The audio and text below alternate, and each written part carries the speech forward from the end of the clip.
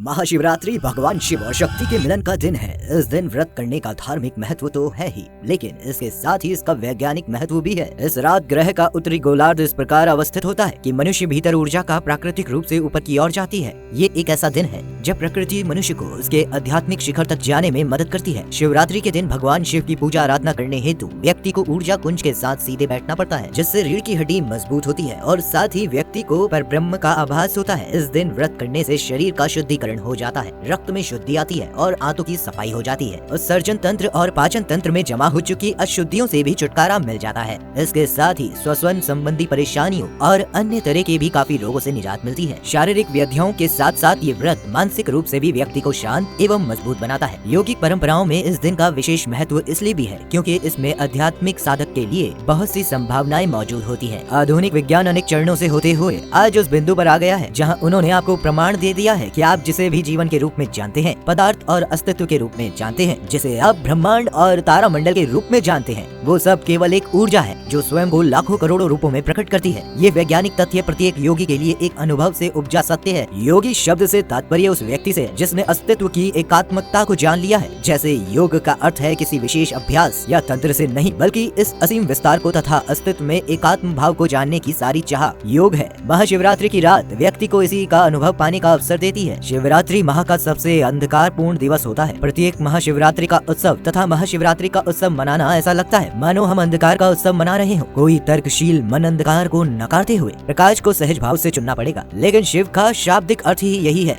जो नहीं है। जो है वह अस्तित्व है और सृजन है, जो नहीं है वह शिव है। जो नहीं है उसका अर्थ है अगर आप अपनी आंखें खोलकर आसपास देखें और आपके पास सूक्ष्म दृष्टि है तो आप बहुत सारी रचना देख सकेंगे। अगर आपकी दृष्टि केवल विशाल वस्तुओं पर जाती है तो आप देखेंगे कि विशालतम शून्य ही अस्तित्व की सबसे बड़ी उपस्थिति है। कुछ ऐसे बिंदु जिन्हें हम आकाश गंगा कहते हैं वो तो दिखाई देते हैं, लेकिन उन्हें थामे रहने वाली विशाल शून्यता सभी लोगों को दिखाई नहीं देती। इस विस्तार, इस असीम रिक्तता को ही शिव कहा जाता है। वर्तमान में आधुनिक विज्ञान ने भी साबित कर दिया है कि सब कुछ शून्य से ही उपजा है और शून्य में ही विलीन हो जाता है। इसी संदर्भ में शिव यानी विशाल रिक्तता या शून्यता को ही महादेव के रूप में जाना जाता है। इस ग्रह के प्रत्येक धर्म व संस्कृति में सदा दिव्यता की सर्वव्यापी प्रकृति की बात की जाती है। यदि हम इसे देखें तो ऐसी एकमात्र चीज जो सही मायनों में सर्वव्यापी हो सकती है, ऐसी वस्तु जो हर स्थान पर उपस्थित हो सकती है, वो केवल अंधकार, शून्यता या रिक्तता ही है। सामान्यतः जब लोग अपना कल्याण चाहते हैं तो हम उस दिव्य को प्रकाश के रूप में दर्शाते हैं, और जब लोग अपने कल्याण से ऊपर उठकर अपने जीवन से परे जाने पर, विलीन होने पर ध्यान देते हैं और उनकी उपासना और साधना का उद्देश्य विलयन ही हो, तो हम सदा उनके लिए दिव्यता को अंधकार के रूप में परिभाषित करते हैं। दोस्तों, आज की इस वीडियो में बस इतना ही। आपको हमारा ये वीडियो कैसा लगा हमें कमेंट करके जरूर बताइएगा।